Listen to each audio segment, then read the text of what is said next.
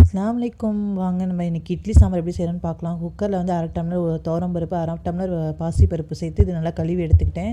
ஒரு 1/4 டீஸ்பூன் சீரகம், மஞ்சள்தூள் வந்து ஒரு 1/4 டேபிள் ஸ்பூன் சேர்த்துக்கிறேன்.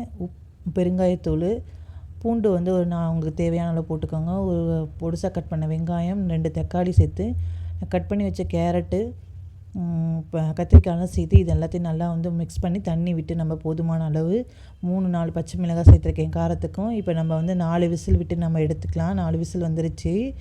இப்போ இதை நல்லா வந்து ஒரு கரண்டி வச்சு நல்லா மேஷ் பண்ணிக்கோங்க. இது குயிக் அண்ட் ஈஸியாக செய்யலாம். இன்னொரு வந்து வானலில் வந்து ஒரு டேபிள் ஸ்பூன் எண்ணெய் விட்டு கடுகுளுந்தம் பருப்பு, வரமிளகாய் 2, ஒரு கொத்து கருவேப்பிலை, பெருங்காயத்தூள் சேர்த்து இதை நல்லா தாளித்து கொட்டிக்கலாம். இப்போ இதில் வந்து சாம்பார் பொடி, மிளகாய்த்தூள் 2 டேபிள் ஸ்பூன், லைட்டாக மஞ்சள்தூள் சேர்த்து இதை நல்லா மிக்ஸ் பண்ணிக்கோங்க.